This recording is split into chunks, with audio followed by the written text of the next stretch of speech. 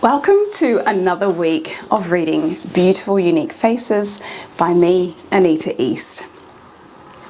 Chapter 1, Part 1. Why do our facial features matter so much?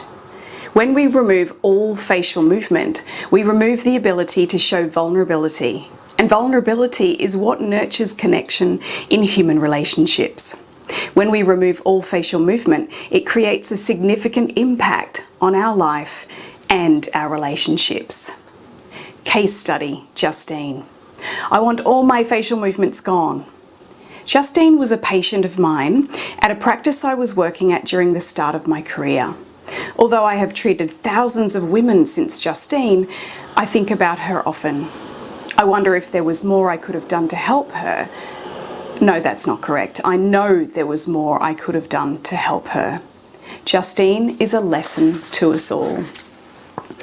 I want all of my facial movements gone. I don't want my husband or my children knowing how I'm feeling. Justine had a hard look to her face, and I was confused and put off by her steely reserve.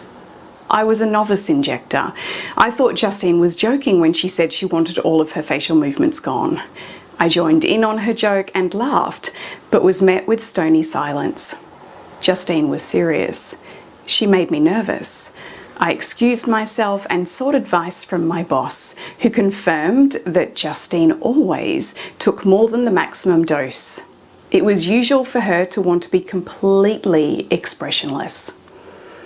I treated Justine with the doses she'd received throughout the previous 3 years. 12 weeks later, Justine returned for her next treatment with the same request. I want all of my facial movements gone. I don't want my husband or my children knowing how I'm feeling. And again, I treated her with the same doses. It was the last time I managed Justine as I moved to another of the doctor's clinics.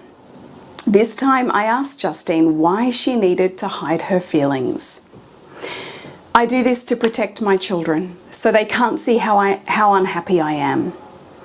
From a large family, Justine married her high school sweetheart young and started a family early. Her husband, a loving and attentive father to their 3 children, adored Justine. After the birth of her first child, Justine suffered from postnatal depression. Rather than seeking help, which in the early 2000s wasn't as accepted as today, she decided to have another child to see if her depression would go away. But it didn't. It became worse with each pregnancy and birth. Her husband, the new young CEO of a successful company, was excelling in his career. He relied on the image of his perfect family unit to seal lucrative deals with other businessmen who held high family values. It's a complicated system, but it works. There is no room for me to be ill, she insisted. Justine understood her responsibility, and rather than seeking treatment for her mental health, which she suspected she might need, she elected instead to hide her emotions, hoping to squash down her pain. She found that by removing her ability to look sad, angry, distraught, or depressed, she wore a proverbial mask that hid how she was truly feeling.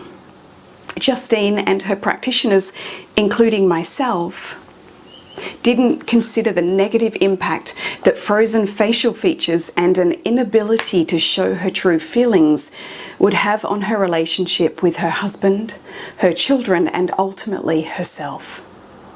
Our first argument about it was on the way home from a dinner with an important client and his wife. My husband said I was cold and that I hadn't tried hard enough to be friends with the man's wife. But that night I was trying especially hard to be happy and attentive. It made no sense to Justine. Convinced that her depression was seeping through her frozen face, rather than seeking professional psychological help, she increased the quantity of her treatments.